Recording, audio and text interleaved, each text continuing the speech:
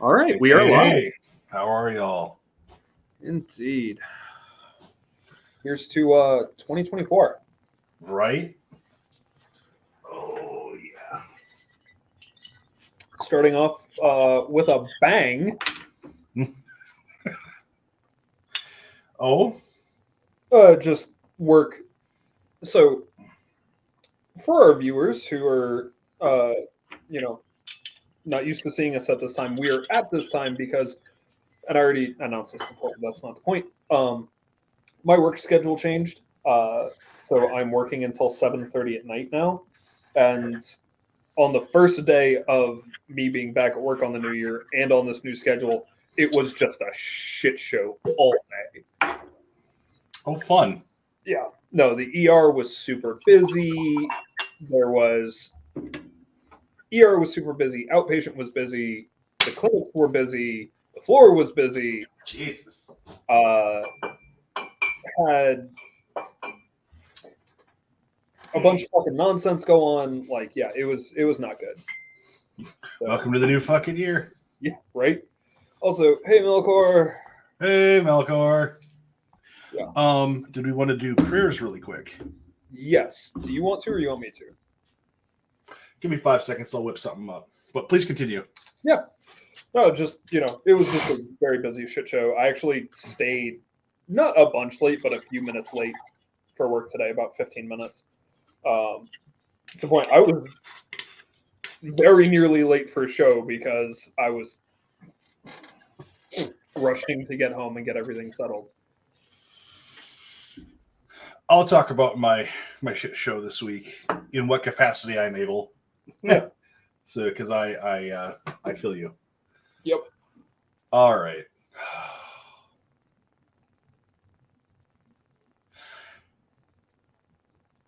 Hail to all of our blessed ones, the ones who keep us safe, sane, and healthy. Hail to the Genregen who walk with us, before us, behind us, and beside us, named and unnamed. To those blessed members of our communities who help keep us grounded, safe, sane, and keep us put together even when everything is coming apart at the seams. Hail to all the blessed ones who are here with us in Mythgarth and who are in the other worlds on our team and helping us all make it. Thank you. That's Stu Heil.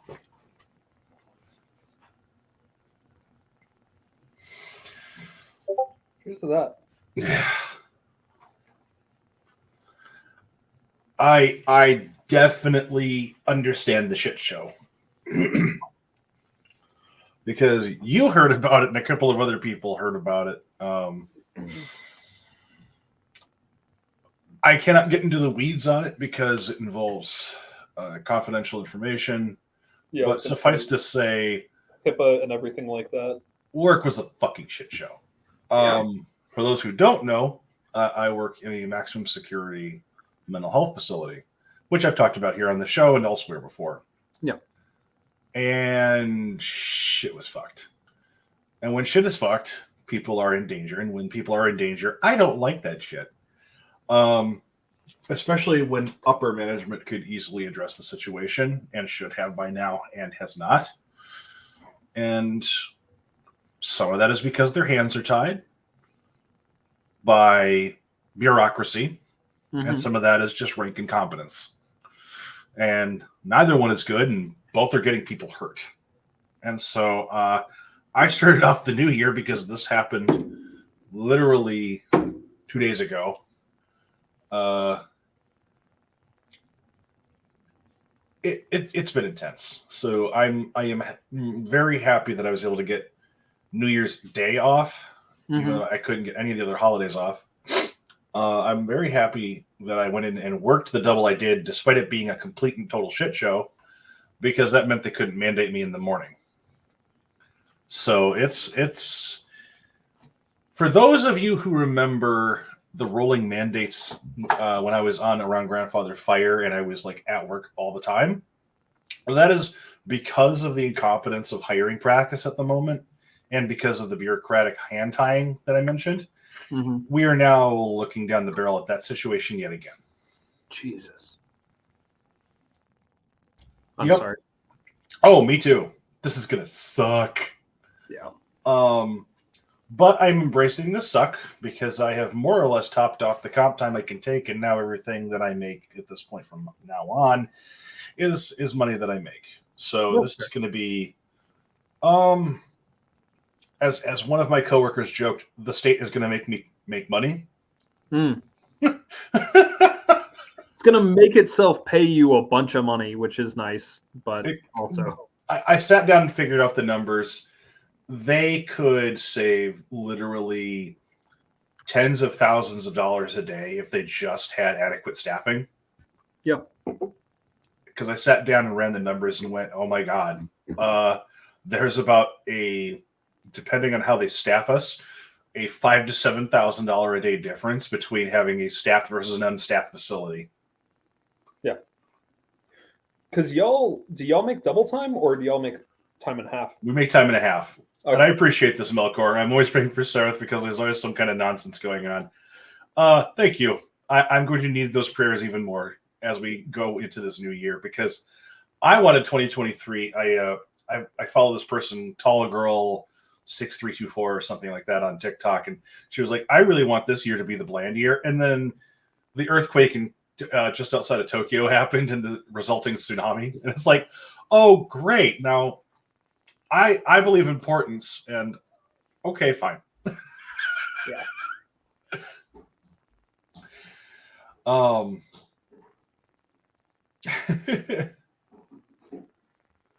Yeah. So, speaking of which, our friend Olivia, who was on Around Grandfather Fire and who I'd love to have on here sometime, is safe because it was on the opposite side of the island. Oh, the Shinto priestess, right? Yes. Yep. Yes. Yeah, I would definitely love to have them on the call. Yeah, Reverend Olivia is safe. Her family is safe. Because as soon as I heard about that, I'm like, oh shit! And I slapped an email down for her, and she got back to me really quick and let me know that it's okay. It's on the other side of the island, and I went, okay, well, I'm glad you weren't part of it, but that really sucks because I've seen the reports coming in. She's like, yeah, I'm doing what I can here at the shrine, so yeah. I wanted to let people know that while it was still in the forefront of my brain. Appreciate it. I do not yet have any information on what charities we can support. So as soon as we know about that, I'd like to put that in the Discord. Yeah. No, I appreciate that. Mm-hmm. Yeah, because I've only barely heard about it. Like, I haven't had time to dig, honestly. So, yeah. No, that's been... The world's on fire. It's New Year, same as the old year. Right. So I know that the storytelling episode we just had was a really amazing 3-hour experience for me, and then the after party was amazing too. I'm looking forward to doing that in 2 years, maybe not next year, because that's a lot. Yeah, probably not doing it again this year because it was pretty intense.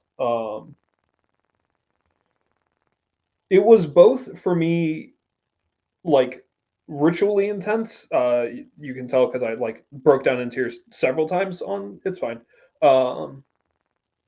And then also, like, organization wise, it was a fairly big ritual literally across the country, online setup and everything.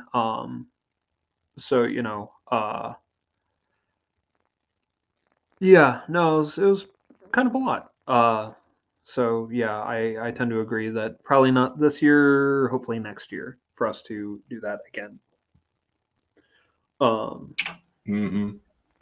I am still considering, and tell me how you feel about this, because this is, for those listening, this is the first time that I've actually, brought this up. How do you feel about doing the storytelling fire again in December, though? Not the ritual, but the channel. I think that the channel's really cool. Yeah. I think leaving the channel for as like an archive, and then every December we do a new storytelling channel is fine. I mean, honestly, that way, so we have a backlog of stories, if nothing else. Yeah. So yeah, that'd be cool. Okay, cool. Yeah. And obviously it won't be till 11 months from now, so we don't really need to do anything with it just yet. But right, the current storytelling fire is still open until the end of the month. If folks want to contribute, I know that I am going to, at some point, probably this weekend, sit down, finish re-listening to the ritual, get the pieces I need to out of my stories because those did not get written down beforehand. Those were both live, partially written down but not finished. Finish them, get them on my blog, and then get them onto the Discord. Yeah. Yeah, as far as this year goes, there's a couple of guests we talked about having back on, but I think the overarching theme for this year is, at least for me, I don't know, it's kind of like an interesting combination of diving deeper into subjects and exploring different waters. A lot of what I'm working on come this year, I'm finishing up the draft for Heathen Spirit Workbook 1. I'm getting things around with the Troth for completely retooling the esoteric program, so that's exciting. I'll be teaching at both Winter Troth Moot and at Convocation, but bam, one right after the other. So in January, I'll be at Winter Troth Moot, and at Convocation, I will be teaching 4 workshops there. And then I'll be going to the plan is to go to Troth Moot in California come June. And after that, it's whatever else needs doing. So some travel and some heavy lifting to start the year with, and then we'll see what the rest of the year brings at this point. I was going to say that's January, February, and then June. So that's, the first half of the year you're doing 3 big conventions. That's fine. Mm-hmm. Yeah, nothing major, just my usual, right? Yeah. I mean, at least last year with Troth Moot, I did not do any presenting at all. It was actually really delightful to do workshops and not have to teach any of them, connect with people, and watch my kid connect with another kid.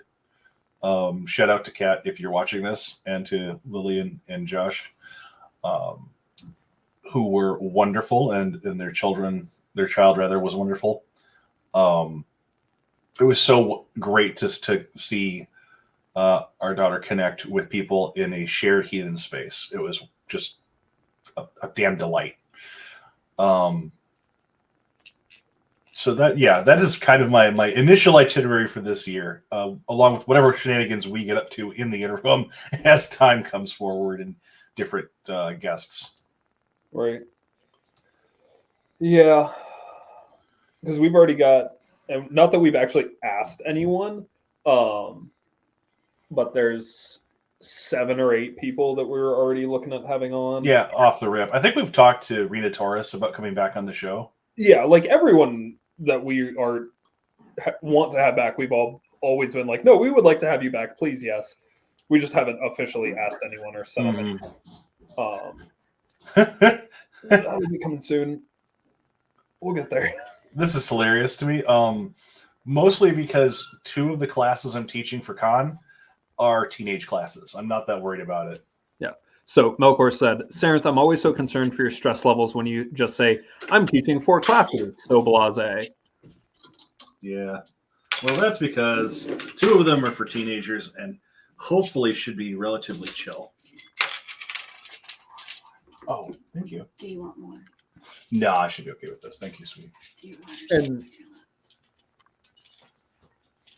if I remember right, you're also teaching one of those classes with your partner, Emily. Yes, and I'm very excited for this one. So, being a spirit worker is actually her workshop, and I am the guest speaker on that. And being a spirit worker partner, that is lifetime experience of living and working together, and it's something I'm really looking forward to teaching about, because I did being a spirit worker last year that was really well attended, and I'm hoping that people get similar information and experience out of this workshop because it's not often talked about, because we do a lot of workshops at con.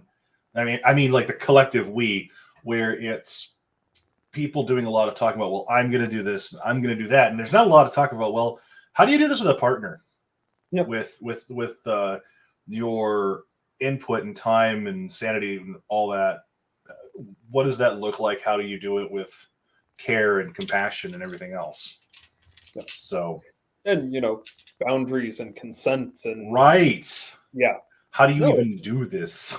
Yeah, no, it's good and important. I'm actually really sad I'm going to miss it. I work that weekend. Oh, that sucks. Yeah, like there is zero chance that I'm going to be able to go.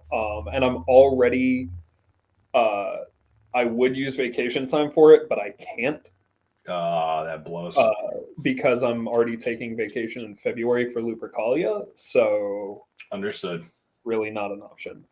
For those unfamiliar, we've talked about it before on the show, but for those unfamiliar, Lupercalia is about the same time as Valentine's Day. Sarenth, can you mute? Your chains are causing horrible static. Oh, he doesn't have his headphones on. No, I heard you. Actually, you were Okay. loud. Gotcha. But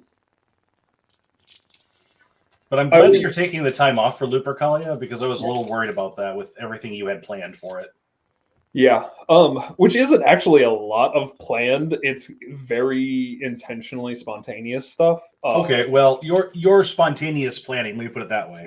Yeah, my spontaneous plans are rather akin to my own in a lot of ways. Oh yeah, like no, we're birds of a feather and all of that. Like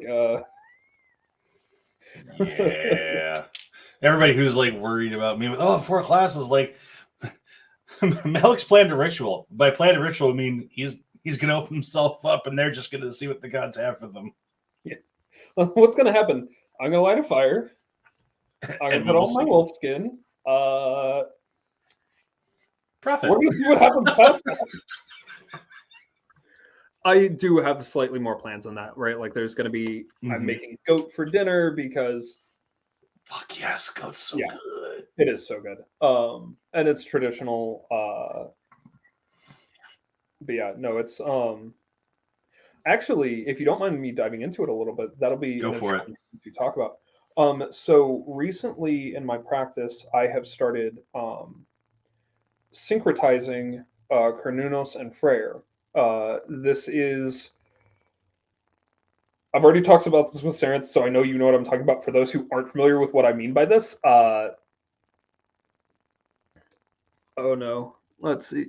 Melkor, I already dragged Maleck during New Year's Eve for doing many things. Yeah, well, so syncretization for me is not these two gods are the same and always have been. It is more akin to the idea of, for example, Hermanubis, where Hermes and Anubis exist and are real, and then Hermanubis is a third separate deity that is aspects of both. It's very yes and not distinctions between.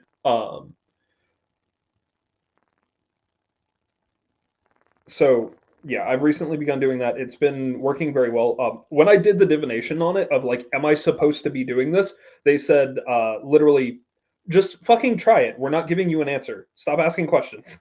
Just go do and see what happens. And I was like, fine. Well, that's not how I do things. It is now.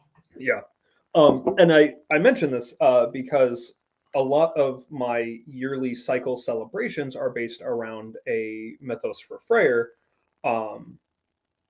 as the sacrificial king, right? Going into the mound and coming back out.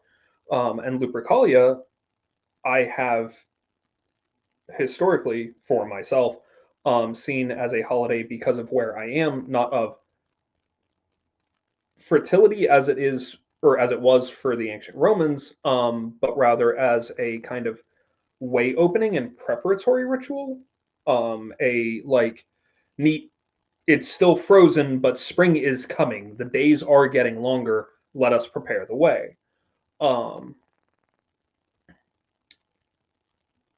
which didn't really sync well for me because Lupa and Freyr don't have any real connection. Not that there is attested any connection between Cernunnos and Lupa, but for me personally, I see them as not married, but as a divine couple of a specific kind that's I don't have a good handle on, but still. Considering the regions in which the Romans operated, a Gaulish pairing of Cernunnos and Lupa is not entirely out of the question. Yeah. And just because it was not attested doesn't mean it didn't happen. And Exactly. just because it's not attested doesn't mean modern practice is wrong. Exactly. And so it's one of those like, oh, this works much better, at least for this holiday, because this divine pair, and then yeah, Lupa's welcoming him back, preparing the way, getting the people ready for the return of the Sun King. So that's a whole thing. So that's going to be very fun. I'm really excited for that. Really quick, what are you drinking tonight? Oh, I am drinking actually your birthday present to me. One of them, the raspberry Shrams. I was not planning on drinking any alcohol tonight, but yeah, that's why I asked. I was like, oh, you're drinking something. Yeah, no, fuck it. Work was insane.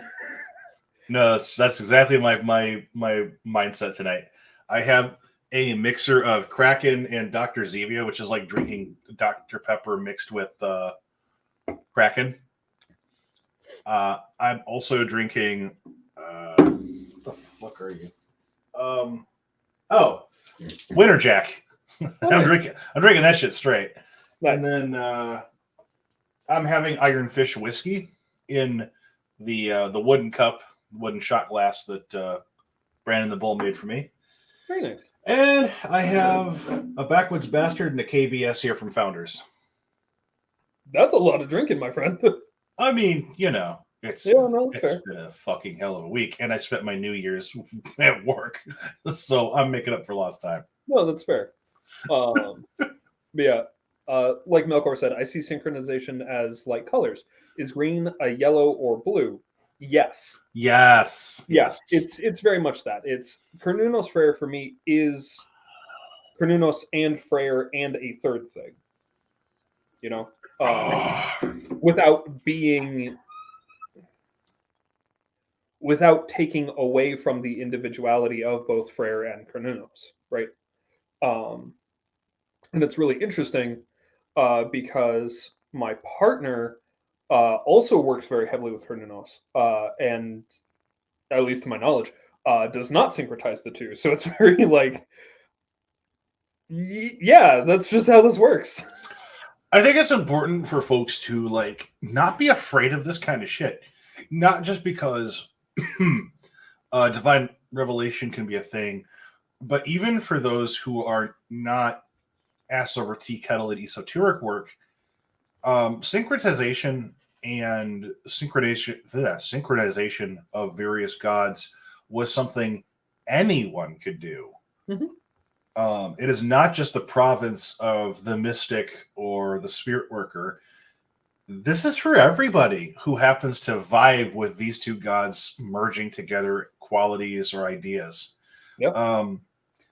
Ancient Egypt loved this shit and would engage in it like it was going out of style.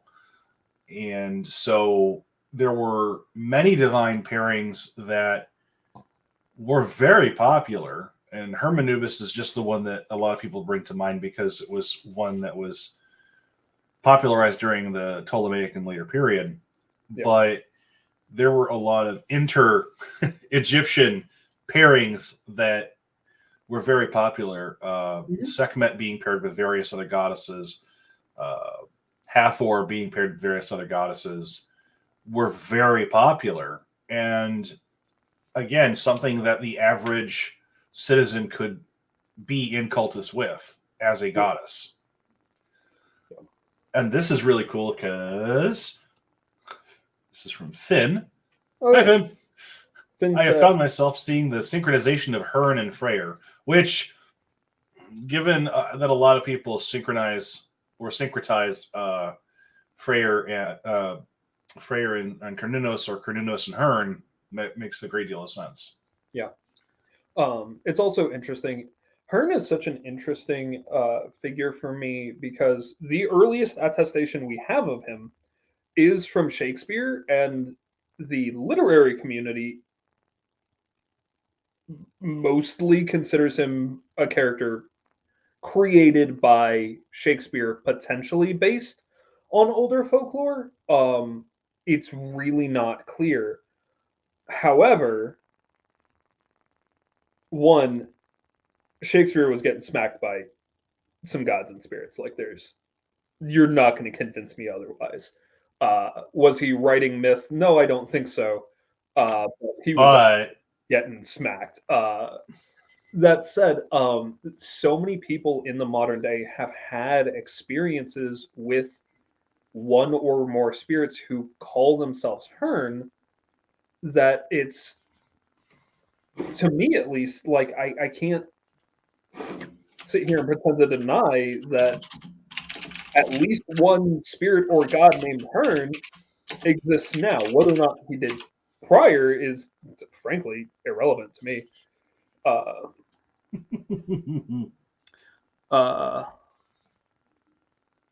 Sekhmet Emily Hall says Sekhmet Moot was a big one. I tend to see her as Sekhmet as Moot, or Sekhmet as Queen, which is interesting. Yeah, honestly, so Emily Hall is one of the people we want to have back on to talk about Kemetic shit.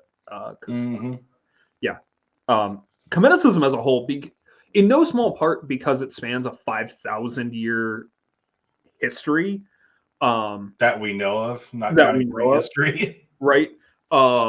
It's so huge and complex. It's genuinely what should rightly be considered multiple civilizations that were joined or disjoined at various periods of time. Right. And again, over 5,000 years is what we're potentially looking at to draw on here. That's a lot. It's worth pointing out that at various points, the territories that comprise what we think of as ancient Egypt actually had their own fucking archaeologists, because they had to go and figure out what in the Sam Hill these ruins were. Yeah. What their own past was. Mm-hmm. Yeah. And this is from one of the first civilizations with writing that we know of. Not the first, but one of the earliest. And they're pretty notorious for keeping really good records, and to still had their own archaeologists to go figure out what the fuck was going on. Yeah. They also had a much more living relationship with their history than later societies like ours or any of the colonial powers do. Mm-hmm. Because instead of just slapping shit in a museum and saying that's good, their sites were living history sites, basically, because these were ongoing religious monuments, religious spells, everything that they had, that their ancestors had put into these temples, was still an active part of religious life, even if they didn't fully comprehend at the time what anything was. Right. So, like, to like, one of the things that was really brought home to me on this level was that the temple structure and scribes that would put hieroglyphs into the wall were standardized over a period of time, such that eventually the people that were doing the actual writing may not necessarily have grokked the entirety of what they were writing. They were just being told, follow this formula. Now, certainly the priests and various people who were installing these did understand, but like there's certain periods of history where like the formula becomes standardized, and then you can see that, okay, there's a clear style, and then something happens and it interrupts the flow and it gets reestablished, or it's like a twist on the formula. But it's a very much a living history, as opposed to we're going to shack this up in a museum and go ooh ah at it. Yeah. And I think no small part of that too is also the fact that it was their own history. versus Versus the British just taking shit. right, like, and that's where I was going with this. But like a lot of our relationship with history today is, oh, that happened over there, or Right. oh, that happened back then, rather than, no, these are our people, this is our ancestors, this is what we used to do. Right. Um, Yeah, because what was Britain at one point really looking to the past for? They were looking for inspiration because so much of their own history had been erased. They no longer could relate to the Bretons, so they were looking to the Romans. Yeah.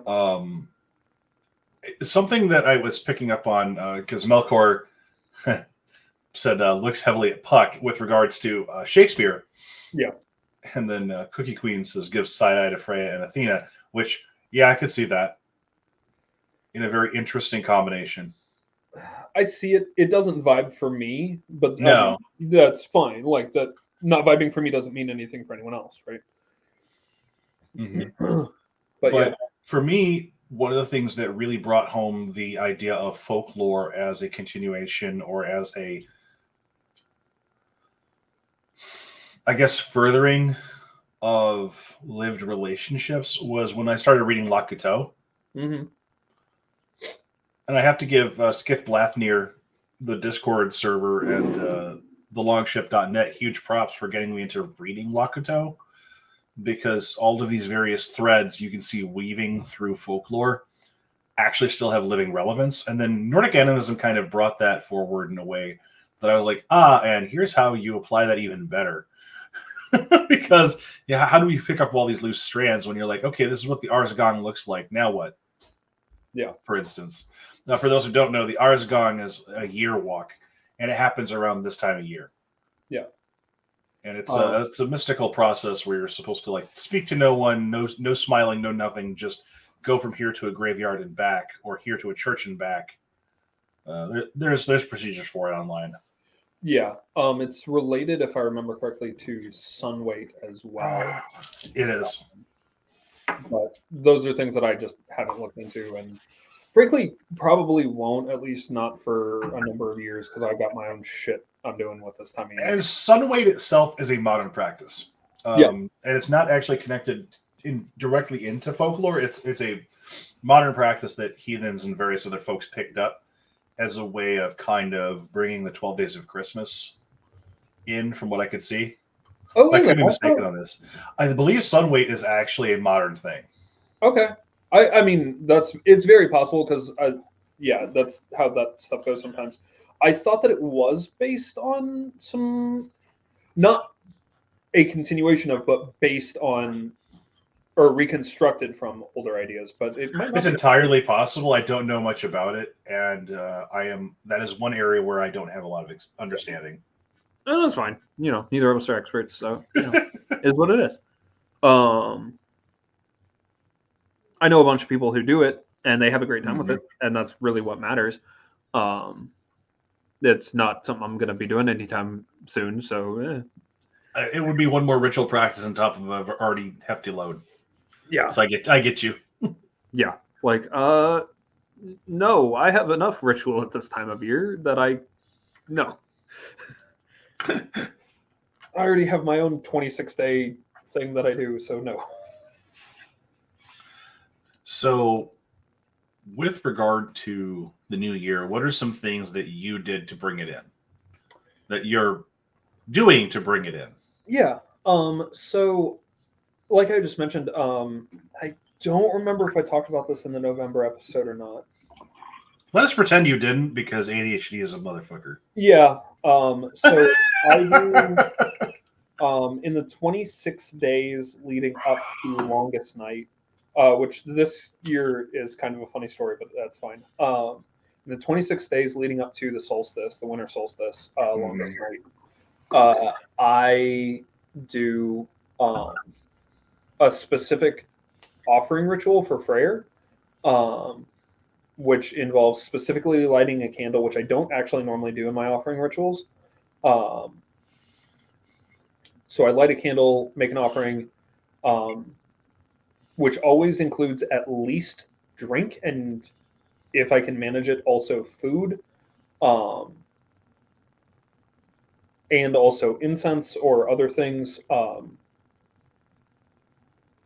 the bare minimum is light a candle, offer drink. If I have no more time, it's light a candle, offer water, leave it for 5 minutes, blow out the candle, go to bed, which is often the case, right? Because life is busy. Life is very busy, and the gods are understanding. Right? And the idea is basically specific offerings of, time and space set aside at a fire, and specifically physical offerings to help Freyr prepare for his journey out of the mount. Because while I experienced that journey as joyous, it is also very difficult. And so, while not necessary, because, the sun keeps coming back despite me not doing it every year, it's still a nice thing to do. Right. Yeah. I was hoping Finn would weigh in on this since they were in the chat. So Finn says, Sunwait is modern practice that starts weeks before the winter solstice, and a candle is lit each Thursday, and most modern heathens use the first 6 of the Elder Futhark. That's similar, but not the same as some of the practices that I have seen other folks doing. Finn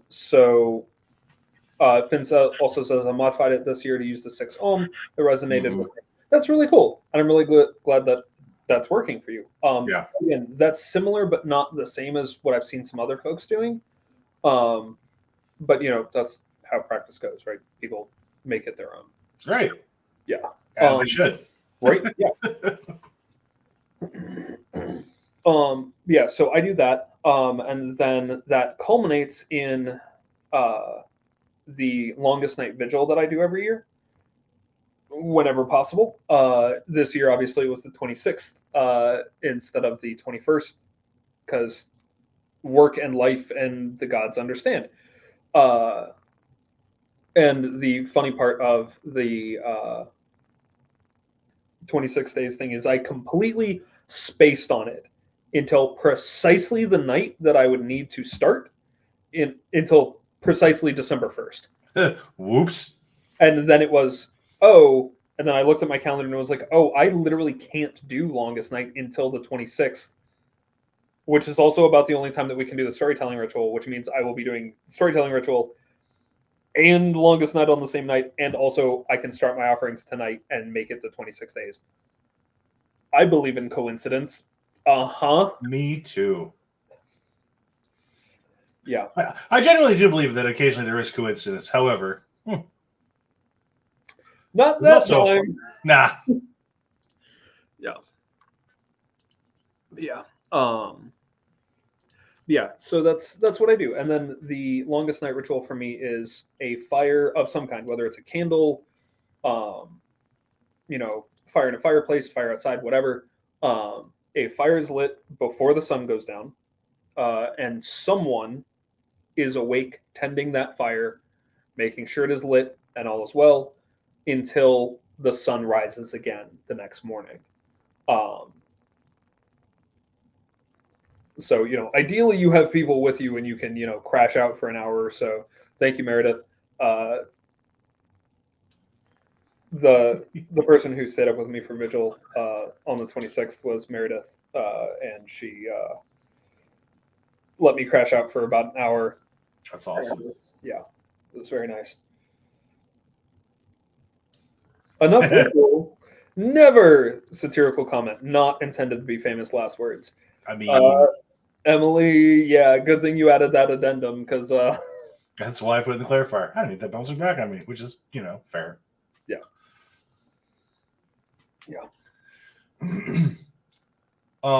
Something that she also says here is, I've been saying a modified version of the Rosary from Kellyanne Maddox's Patreon, and it has me more interested in using prayer beads for my other gods and spirits.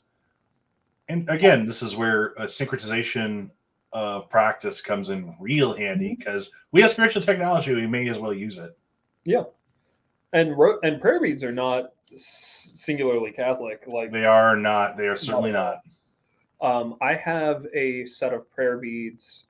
I have two sets of prayer beads. One I made myself, that I have no idea what to do with, and the other set, a very dear friend of mine made for me out of bison bone, bison or cattle, I forget which, and brown silk cord. So the beads are bone, and the cord that they're on is silk. They're absolutely gorgeous. They're made in a Tibetan Buddhist style.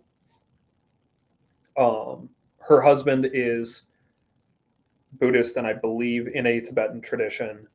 And she's been to Tibet several times. That's where she learned how to make the beads. She's phenomenal. They're specifically dedicated to the pack spirits, which was a whole process she went through with them to make these beads for me. It was phenomenal. I love them. They're part of my go kit. They go with me everywhere. I don't use them very often, but they are. Other people, when I pull them out, will react across the room. These things are so lively. I just said screw it and bought myself some prayer beads. They're made of cow bone, and they are all the Elder Futhark. Oh, nice. On a single strand because I need something. I've needed something for a while.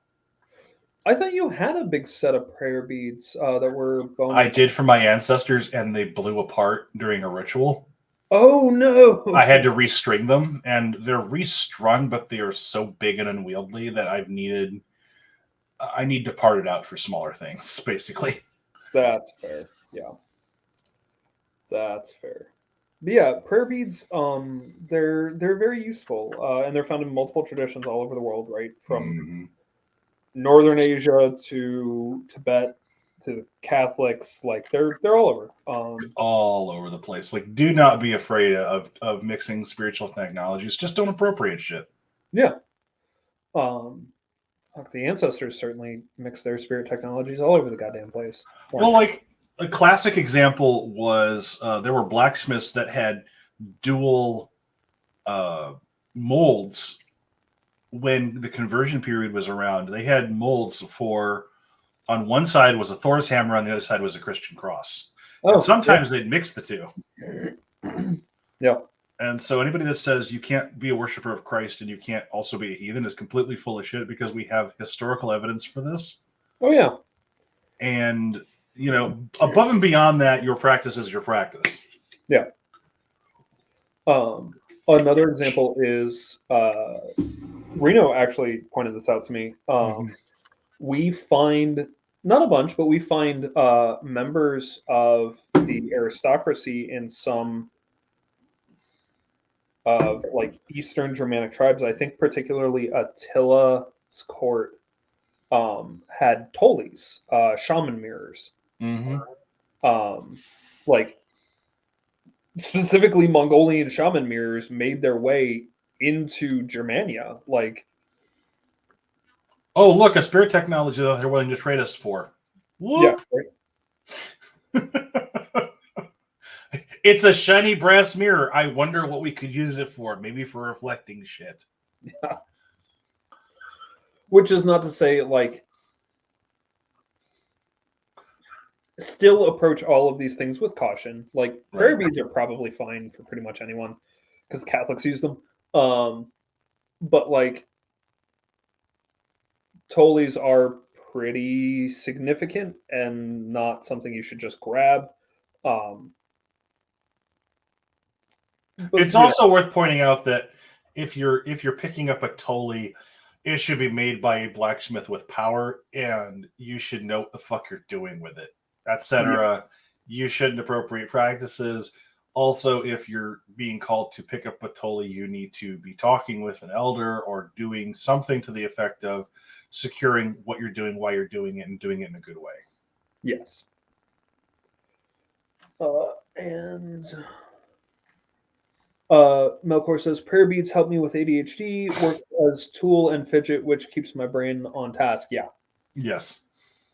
All And of Destiny, I don't need another project. I don't need another project. that. This show is about giving out homework, so, welcome. And Emily says, I like to pray on the fly, but I found a lot of power in saying specific prayers on the daily. That's actually a thing that I've found a lot of power in recently as well. So whenever I go to work, I've got an hour-long commute through the middle of nowhere because I work in the middle of fucking nowhere. And so I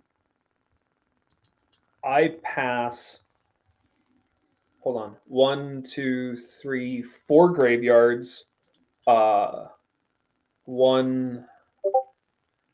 2,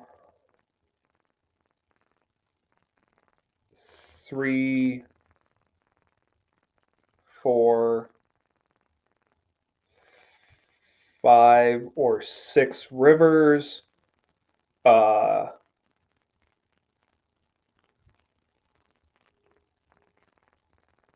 one pond, and then I also say prayers to the ditches and canals on the way. So I'm praying. When I do the math, I'm praying about once every 5 minutes on my drive to and from work, and it's the same prayer for pretty much everyone with slight modifications for the different spirits. And it's not big and it's not a lot, but it's that every day I'm saying hello. And sometimes the prayers include to the ditches and canals or the marshes that I drive through. Hi, please don't eat me. And which is completely legitimate. Yeah, like why? Because I drive through farmland in the middle of the Midwest. If it's one, the wind is insane, and two, if there is any ice on the road, it is very possible those ditches will eat me. Please don't. Is it guaranteed? No, but Something being used by Catholics isn't a good indicator. It's a good idea. I mean, yes. That's entirely true. Yes. I agree with Josie. Catholics can fuck around and find out sometimes. Also very true. However, but from an appropriation standpoint, if you are taking something from the Catholics, that's generally fine. So I would say like the exception to this rule being things that are based around being initiated into the Catholic faith. Because if I take the hardline stance of you need to be initiated to do certain things, I also take the stance with Catholicism because it's an initiatory religion. Oh, for sure. And so for me, a lot of like things to do with the Eucharist with regard to that religion. There are interesting folk practices around this, speaking of which, where you're intentionally flagrantly violating church doctrine, unlike stealing the Eucharist at midnight mass or something, and breaking apart. Like there was a bunch of folk practices where you would take the Eucharist that was left over from a mass or something, and you take it to your field and you put it in the four corners to bless the field. So it was, there's like if you look, there's a ton of interesting folk practices down this line. And from looking at this from a perspective of what does the bread do in this case, because these were loaves of bread at the time, these weren't like cracker wafers like we're used to nowadays in the standard format. A lot of times these were baked by some parishioner, and these were crumbled bread, unleavened bread. Well, what you do is you take this to the four corners, or you'd spread this over your field. So the fucking birds weren't eating your goddamn seed, because the most common method of seeding your crops in this case was broadcast seeding by hand. Yeah.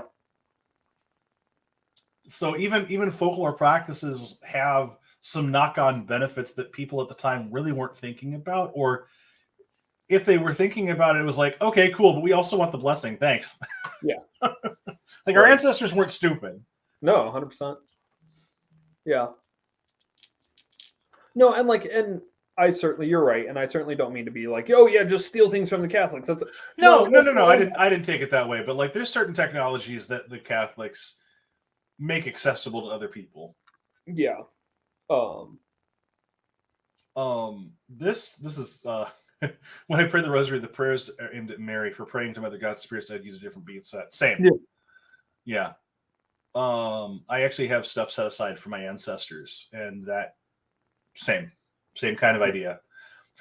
Burying St. Francis upside down, or St. Joseph if you need to find something, or St. Anthony if you need to get your house sold. Mm-hmm. It is St. Anthony for the house. I always think it's St. Francis, and it's not. It is definitely not. St. Francis ain't going to do shit for your house. He might bring birds to it. Yeah. Just saying, you play with enough Catholic toys, you're going to have a be not afraid moment. Polytheism. That is very true. That is very true. That being said, Emily says, I wouldn't say there's an issue with a different bead set that had 10 beats together and then a space bead for prayer.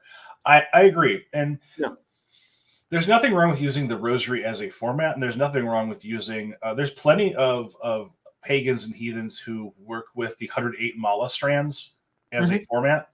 And I think so long as you're not appropriating the particular practice or saying this is Zen Buddhism or this is Catholic, as long as you're being intellectually honest with what you're doing and why,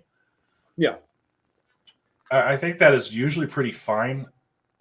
I think that we have our own number symbolism, which works really well on its own and doesn't require taking from other traditions, but I don't have any issues with the 108 mala because my ancestor necklace was made out of yak bone. I didn't realize it at the time because I thought, oh, this is really pretty. And then I started counting like a month or two after I bought it and went, oh, this is 108. This is actually supposed to be like a Buddhist prayer thing. Oh, well. It's an ancestor necklace now. Yeah. And mine is the one that I made is 9 sets of 9, I believe. And then the one that I have dedicated to the Pack Spirits is 7 sets of 7. Gotcha. Because again, the number symbolism is different, right? So, yeah. I find this a really interesting part of modern practice where the number symbolism is something you're working with in an active, conscious way, or the ideas around the spiritual technology, the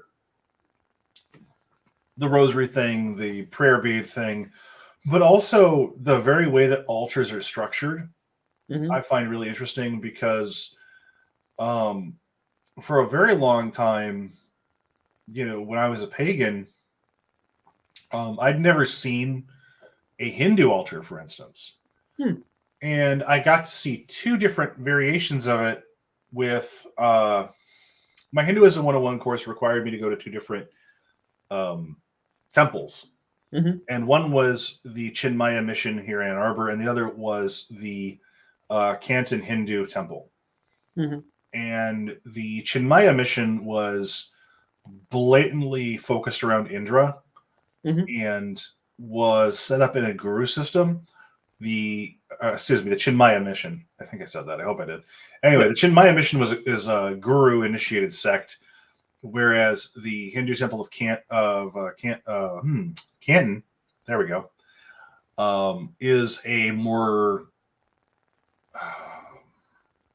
I can't remember which sect they come out of, but it's not a guru-based one. They cleave to a much more, much more of a caste system, and they are actually like full-on, unapologetically polytheist, whereas the Chinmaya mission tends to be kind of more, is it monolatry? Is it polytheism? Yes, and. It was very interesting because I took my son along at the time. He was 5. And on the one hand, the Chinmaya mission was very like, okay, here's the thing. Follow along as best you can. We do not expect you to say these prayers because we understand that they're in Hindu. Good luck. Right. We will have indications on what ritual actions are appropriate. You can do these or not do these as you wish.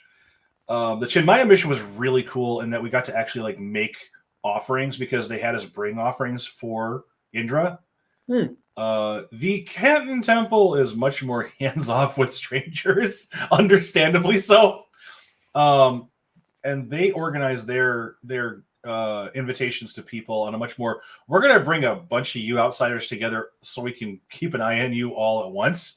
So we actually got paired up with a Catholic group, which was really funny because it was very clear these poor Catholic kids from a Catholic academy in the area had never even seen a polytheist, let alone been near one. So the culture shock was fucking delightful. That's hilarious. And they went through a lot of the similar procedures, but it was just really funny how hands off they were versus the Chinmaya mission. Yeah. But that is all to say, part of the cool thing about being in that milieu was seeing the different practices, but also how very close my own altar setup was to a lot of theirs. Now, granted, their altars were fucking huge and full of these really expensive, beautiful offerings. Mm-hmm. Like the lingam stone was as big as my head in the Chinmaya mission.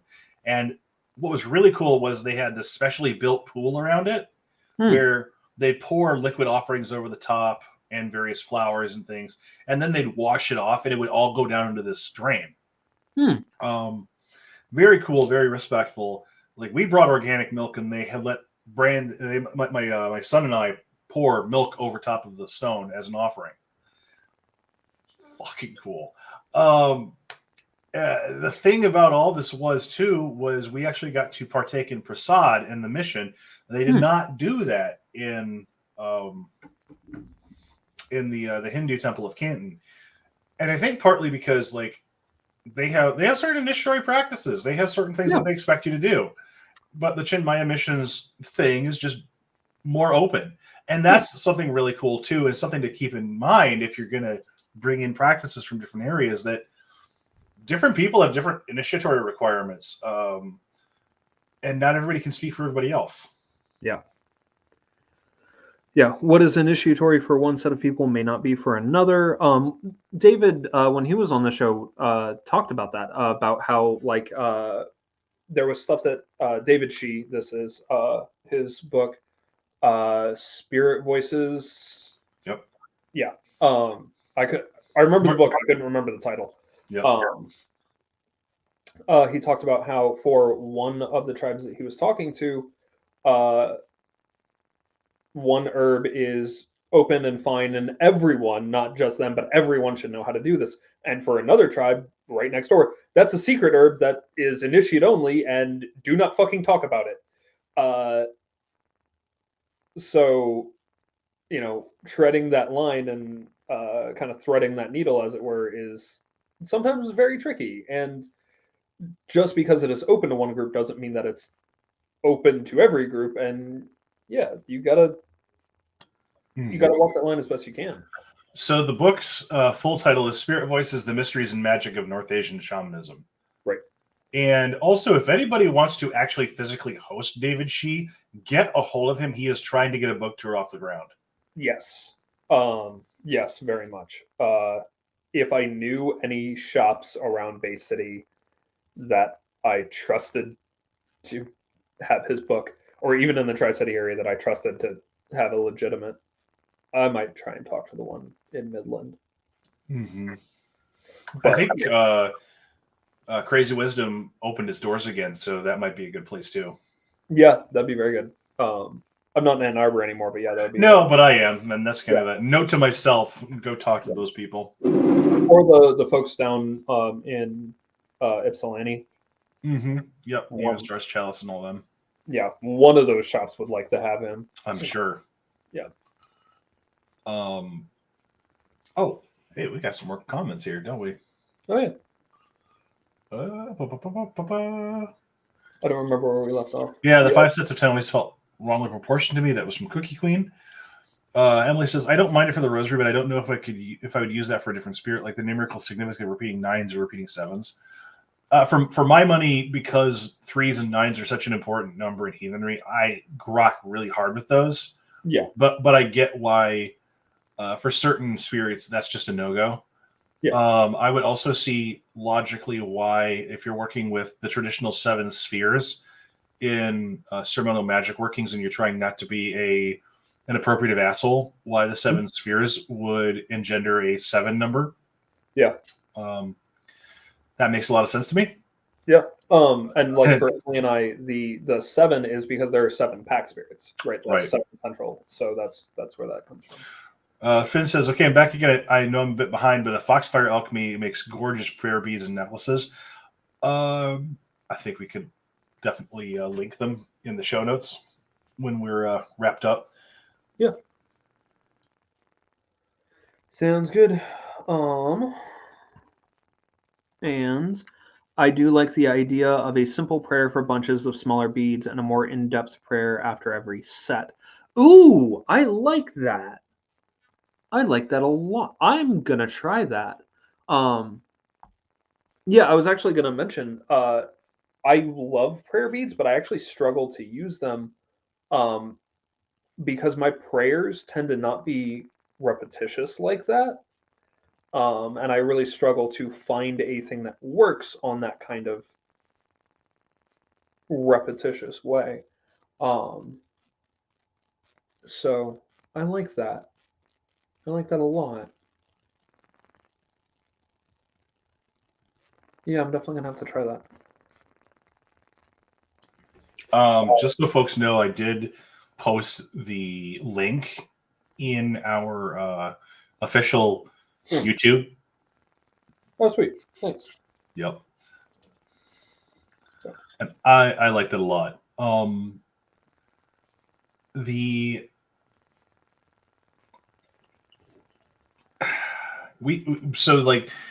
To that end, having a simple prayer for bunches of smaller beads and a more in-depth prayer also brings to mind something that we have as a family practice, where we'll get up in the morning and we will do morning prayers to Suna, to Dag, and then we'll do Sigtrefa's prayer as part of our morning routine. Nice. And then we'll have little prayers throughout the day. Like if we see animals dead on the side of the road, we have prayers for them. We also have prayers for carrion eaters at the same time, if we think about it. We might offer up a prayer like hail to lake whatever or river blah as we pass. And for our night prayers, we have a set rote prayer that we all do together. And yeah, that just it brings a lot of that stuff to mind. And there's absolutely nothing wrong with being like, I have X amount of energy and time in the day, and this is how much I can devote to prayer. There's nothing wrong with making that call and saying, hey, I'm going to set aside 5 minutes. That's it. Yeah. Because that 5 minutes can feel very full very quickly. Oh, yeah. Oh, yeah. No, I keep getting freaking beat over the head with that. I keep going to my gods and spirits and being like, I'm sorry, I know I'm not being very attentive. And they're like, you are studying for your boards, working a full-time job, managing 3 pots, doing all your other and this and that, and writing a book and doing this and doing that. How many things are you doing? It's okay. A few. We will get a hold of you if we need your attention for something. Right. And I mean, this is, again, I hasten to add, this is true of esoteric folks and exoteric folks. Absolutely. And this is something that our gods understood. This is something our ancestors understood. This is something that every polytheist religion that I can think of under the sun has understood. Y'all have lives. Integrate this into your lives. Yeah. It's not supposed to be separate. The idea of thinking of it as separate from your life is frankly silly. The gods that I see and pray to every day are the gods I pass on my way to and from work. Like, right. Yeah, do I pray to the ditches and canals to not eat meat? Yeah, why? Because they could. Right. Exactly. Why do I pray to the road before I leave? Because I want to be safe on it. Yeah. Why do I pray to the dead when we pass? Well, because I happen to have a graveyard that's less than a 5-minute walk from me. Like, it's literally I have a graveyard that I'm really good friends with that's literally down the road. Yeah. But I need to spend more time with it. But, like, they understand that I'm mortal and only have so much time, and they have all the time in the fucking world now. Yeah. Yeah. It's really fun. Actually, There's one way that I don't often, but like if there's construction or something, I will take a slightly different route to work, and I'll pass a graveyard that has actually forbade me from praying to it, because we're in the fucking sticks, and what I gathered was the people here do not welcome these prayers because I'm a filthy heathen, and no, which hey, whatever, cool. I sometimes forget because habit, see a graveyard, say a prayer, and then I'm like, oh shit, I'm sorry, I wasn't supposed to do that, my bad, I forgot. Happens. Right. And I mean, ooh, oh, I really want to highlight this. This is fucking yes. Oh yeah, decision fatigue is real, and I feel that rote prayers can help with that for me, as opposed to having to come up with everything on the fly. Absolutely. That's 100% it for me, at least, with all of my rote prayers. Is because why? Because I'm driving to or from work, and like I do constant thinking at work. My job is literally to think. Destiny has a really good point too. I sometimes struggle with words in prayer. It's something I'm working on. However, I can also see working with prayer beads as a form of mindful breathing and communing in that matter. Yes. It's your tool. Use it as you need to. Yep. The decision fatigue that Emily talks about is very real. And as somebody that does a lot of extemporaneous prayer, use the tools you got. There's no shame in that. And they don't have to be very long at all. Like our night prayers are, thank you, gods and goddesses. Thank you, ancestors. Thank you, spirits. Or thank you, Vatir, for a good day. And that's more or less it. Like that's just thanking them for the day we've had. Yeah. No, I actually do a very similar thing every night when I lay down to sleep. It's, hey everyone, thank you for another wonderful day. That's it. That's it. That's all a night prayer needs to be. Yep. Like, yeah. And for us, that repetition really does help because all of us are some flavor of neurodivergent. So keeping us all in line is, we did try doing longer prayers, but we'd lose our youngest along the way eventually. And some days she's had such a long day that it was a struggle to get her to do the full prayer. Yeah. So we just said, you know what? Fuck it. What's the essence? And so thank you, gods and goddesses. Thank you, ancestors. Thank you, Vatir. Thank you for a good day. Let's do Heil. We're done. Yep. 100% at Destiny. I can definitely see breathing with the bees as a form of devotion. Yes, because On is one of the souls. Yep. I definitely grok that as a heathen. Yeah. And that's what I've used my prayers or my prayer beads for most successfully. Well, I have done like prayer sets with them, like I was saying earlier. That's not a thing that's worked super well. But using them just as trance induction, just counting breath along these prayer beads, I drop so fast. It's really useful. I will say, as somebody that has had periods of worship of Ganesh, and he's probably one of the most chill both in terms of who worships him and also in terms of his requirements. Because I'm a meat eater. And I'm like, dude, I'd love to approach you, but I don't know if I can. And he's like, get over here. And he just had me do the Ganapataye Namaha.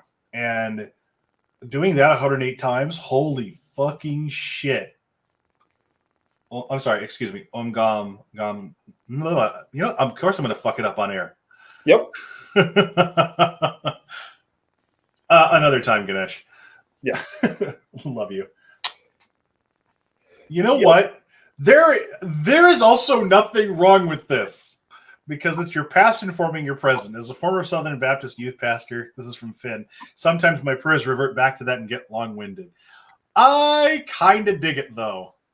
I kind of dig it, like, because you're taking what was part of your practice and you're making it part of your modern life. Because some of my rote prayers are directly derived from Catholic ones, to the point where, like, my parents picked up on it when we would pray with them. Yeah. And I'm like, yes, I blatantly nabbed that from the church because it fucking works. And they're like, no, we respect that. Yeah. So why reinvent the wheel? They're like, or in this case, the cross. Yeah, right. You know, because I can joke with my parents like that. It's a blessing in my life. Yeah, 100%. Oh. Did I talk about the book I'm writing yet? No, you Working skipped on right over that shit. I was hoping you'd say something. Fuck. But Okay. I didn't want to call you out because I wasn't sure if you were ready to have that conversation yet. Yeah. So, and I saying that I'm writing it is actually not true. I am starting it, but it's intentionally and specifically necessarily a group project. Because pack stuff, you can't do it alone. I mean, you could absolutely be a solo practitioner, like physically without other people. There are people who are doing that, but you're still not alone because God's in spirits. Beside the point. Anyway, a public-facing pack tradition book is in the works. I'm God, this thing is going to be so big. I really was hoping to keep it to less than 200 pages. I don't think that's possible. I know this feel.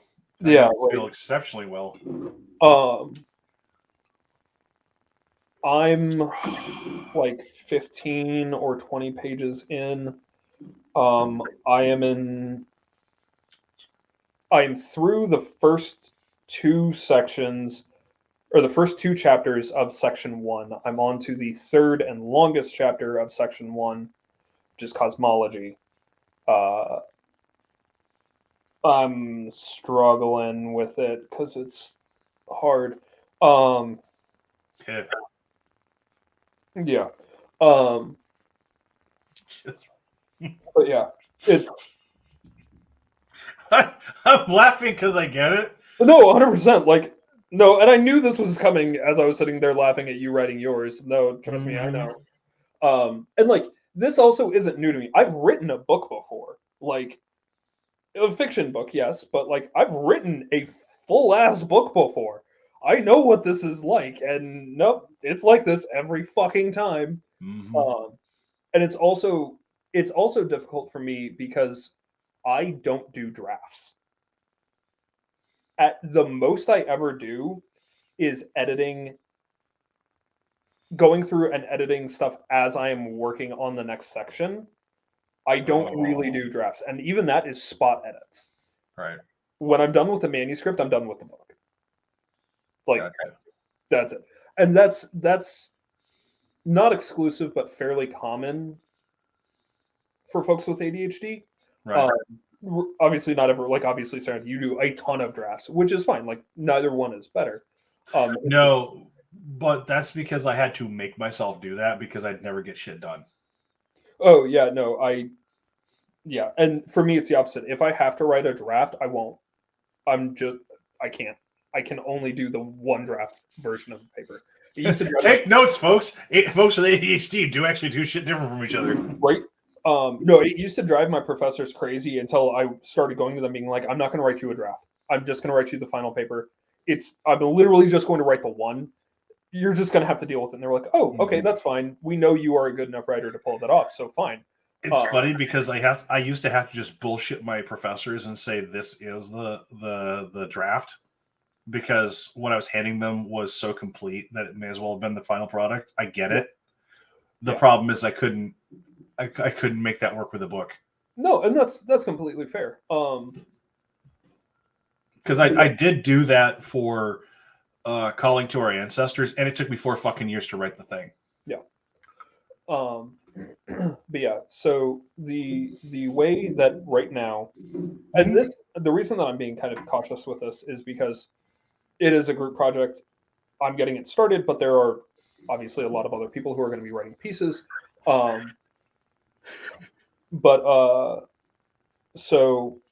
the first portion, it's going to be split into 3 sections. The first section is going to be forewords and forewarnings because I am not writing a beginner book. I refuse to even try to write this as a beginner book. It's not. No, absolutely not. I am making a lot of, and I say that. I even say that as part of the forewarnings of like, no,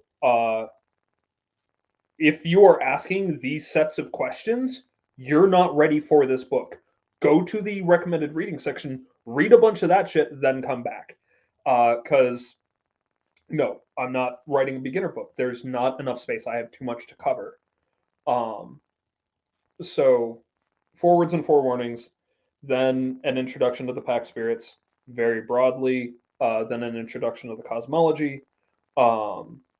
Then section 2 is going to be broken up roughly by species. Coyote, wolf, human, jackal, dog, dingo, painted wolf, etc. With different folks contributing, like, because like I can't write the coyote section. I'm not coyote. I don't do pack work from that perspective. So the people who do are going to write that section. Stuff like that. And then the third section, so each of those will be a chapter. I'm guessing each of those chapters will be at least 25 pages long. Hopefully they're that short. And then the third section will be kind of a neat, so now what? So kind of, hold on, give me 10 seconds. If Discord will cooperate.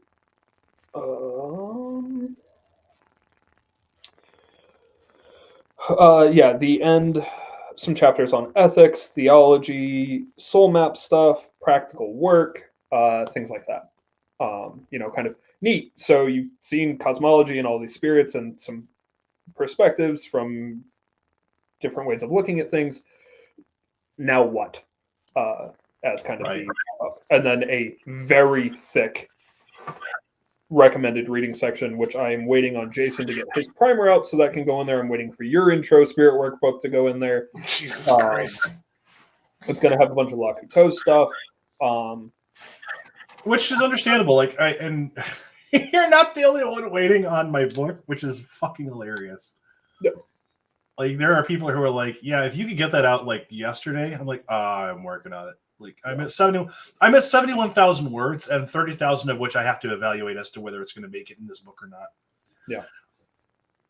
And like, that's part of the pain in the ass of having what you thought was a tome, and you actually need to split it up into multiple books. Yeah. I did the math on, because on average, the printed word for a Google Doc is about 2.5 pages per page of work, maybe 3. Yeah. Yeah, I know. I have almost a 350 fucking page book done. Jesus Christ. It's not even formatted yet. Yeah, no, I know. I'm not even. It's all like 11.5 font or 11.5 size. Yeah, It's font, not even 12-point font yet. Most books aren't printed at 12-point font. No, but I'm just saying. Yeah, no, I know. But yeah, no, I will be astounded if this book is less than 300 pages. I will be utterly shocked. I did the math, and I'm looking at probably about 300 Google Doc pages. So it might be a 600-page book. I don't know. Yeah. You may have to grapple with the notion that it may need to be a 2-parter. Yeah, it might. I really don't want or it to a be. 3. Yeah, it might. I really, really don't want it to be. I get it. I tried making mine one book, and the spirits were like, "That's fucking cute." Yeah. See, this isn't that though, because this is legitimately like this is like one idea. This is a complete unit, not like, oh, I'm trying to tackle too many things. No, this is a complete unit. I'm being a smartass, but actually, Emily has a really, really good point with that regard. Yeah, but you don't have to think about the number of pages until after you finish the draft. Yeah. You can cut down or parse multiple books after you have the initial draft done. This is true. But also, I needed to split my stuff up into multiple books because I was losing focus. Yeah, yours was a lot about topic splicing and Mm-hmm. audience selection. Yep. Which, to be clear, those are not easy things. No. Speaking as a legitimately like used to for many years be a writing tutor, no, audience selection and topic narrowing are extremely difficult and are not well taught skills. Somewhat excruciating because I really wanted to try to make this an all-in-one, but the more that I tried to make it an all-in-one, the more I lost the plot. Yeah. No, you really need a thesis and yeah. Yeah, at this point, doing multiple books. Ooh, the pack spirits in one part. This is from Emily. In one part, in this, the different types of canids could be a separate book, but also I wouldn't worry till it's done. Yeah, it could be, and that was actually where I was going to split it. Is the way that I would split it is I would split section 1 and section 3 into a book, and then section 2 into its own book. But it might just be a tome. Yes, it might be. I think it will be. Even if we split it into 2 books, it'll still be just 2 different tomes. You know? Oh no, 300 pages. Such light reading. At that point, your initiation process is going to be self-selecting as to whether or not they'll get through the fucking thing. Right. And the fun thing is none of this is initiatory. This is all public facing shit. Right. This is all no like and that's part of the forewarnings is like it is possible that by engaging deeply with this work and these spirits that you can find yourself on an initiatory path. That's not required. Everything here is public facing. You don't have to do that. But it is possible that if you go down this road that you will find things saying hello to you. If you say hi back, you make your own choices. And Emily says, for occult / esoteric stuff, it's not like people aren't used to it. Yeah, but also, you got to warn people.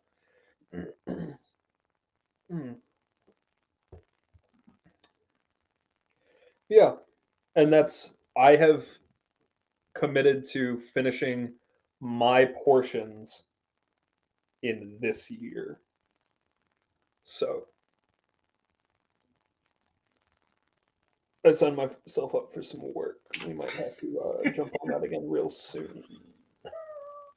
I mean, the thing about a lot of the writing process, a lot of the generation process that I find most gratifying is when I explain what I'm working on to people and they go, yes, that's needed. That for me is like a breath of fresh air because, you're in the thick of it and your brainstem is steaming from all the shit you're trying to produce. And you're just hoping that some motherfucker reads this thing and enjoys it. Yeah. And then somebody tells you, yes, this is the book I need. Or in the case of Calling to Our Ancestors, this is a book I wish I'd had when I started. Yeah. Like, you could not give a writer a higher compliment.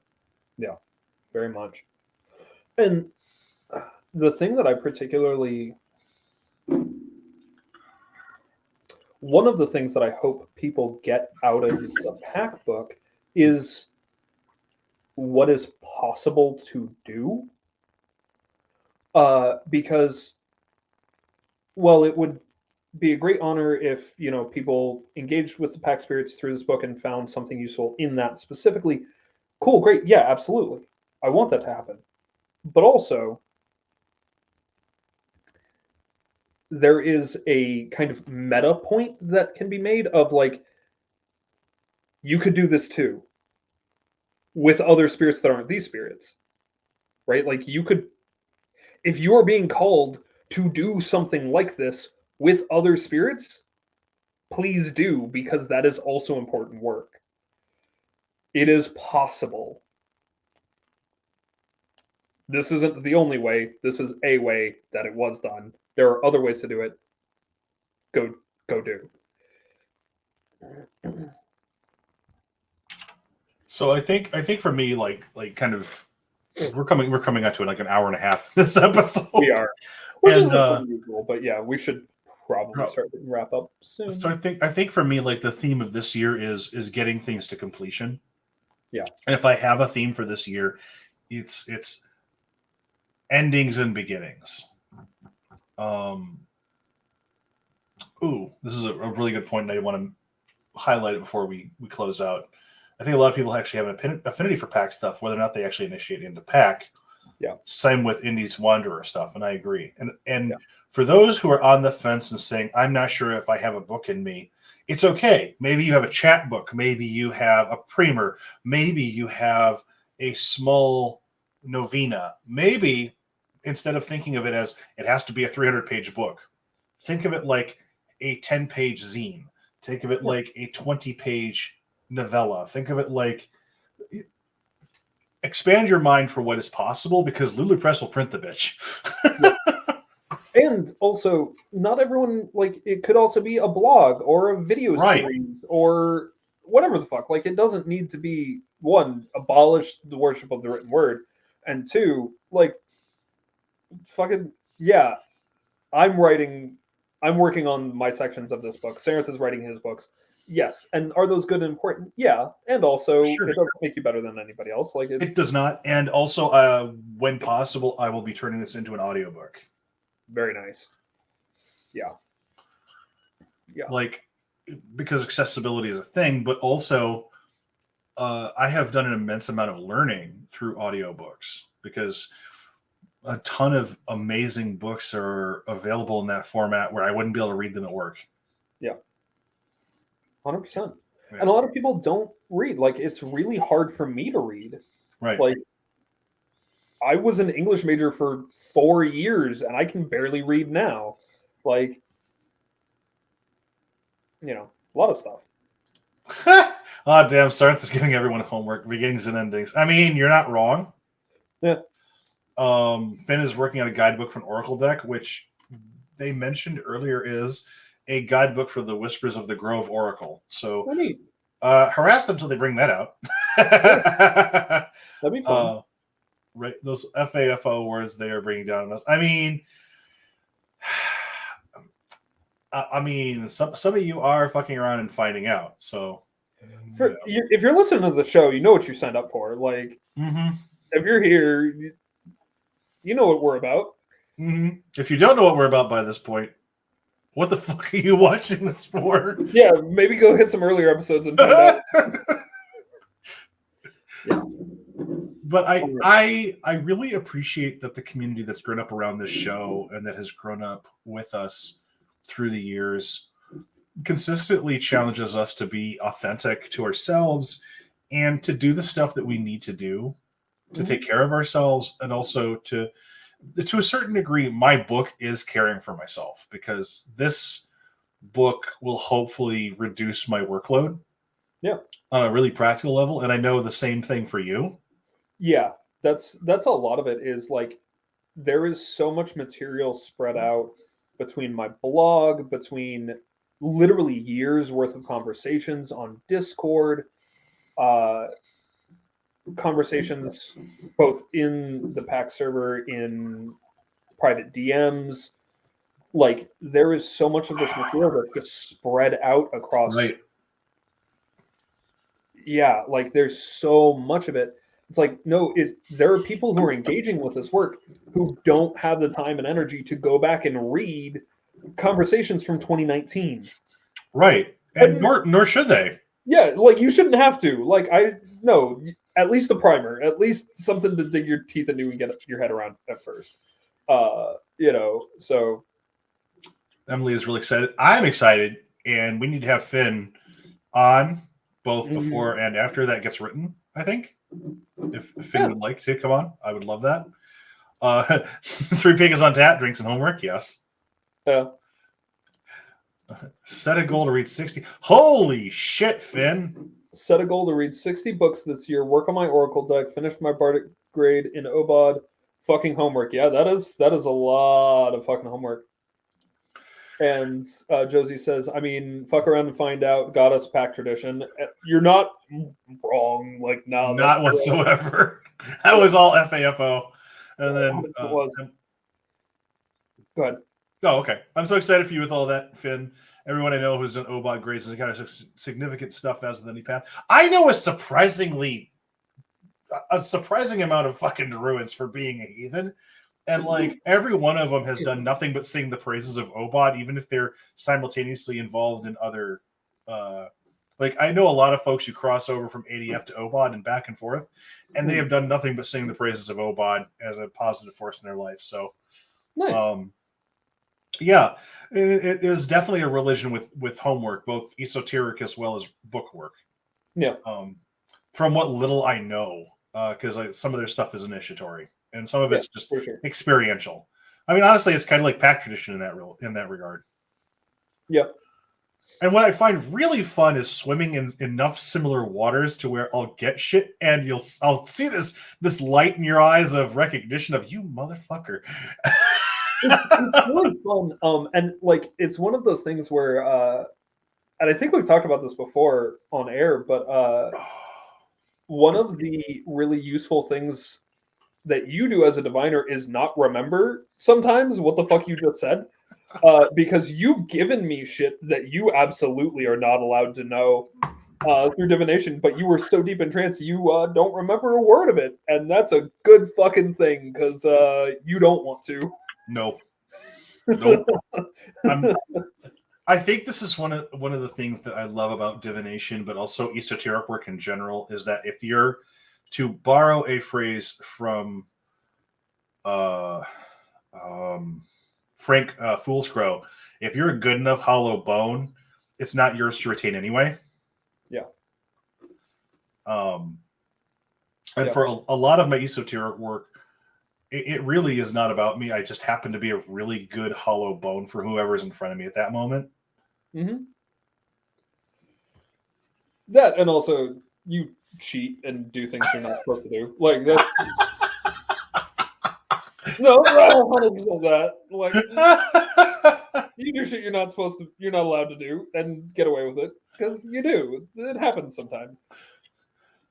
I appreciate that I am allowed to occasionally dip my toes into waters that I don't have to fully swim in all the time. Yeah.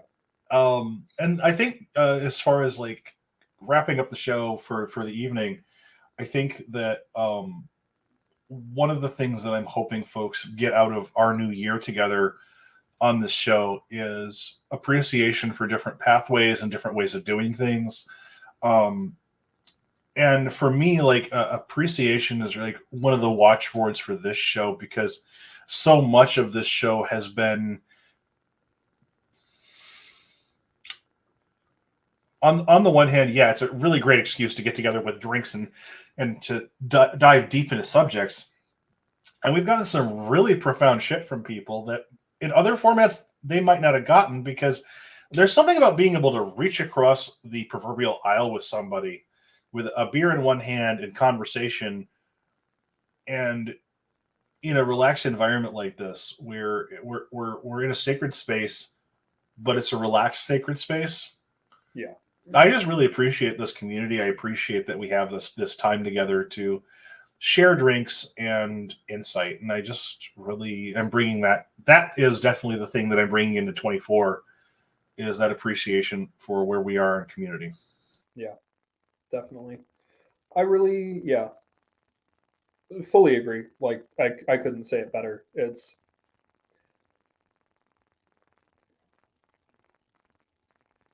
I worry sometimes about what we're doing with this show. Not in like are we doing the right thing, but like, where are we going to go with it? What are we going to do with it? And then I get on the show and all that melts away and we just have a good time. And then, people in the after party are like, oh God, that was so good. I'm like, oh, great. We just rambled at each other for an hour and a half. Mm-hmm. I'm glad that people are getting something out of it. So, I appreciate that. And yeah.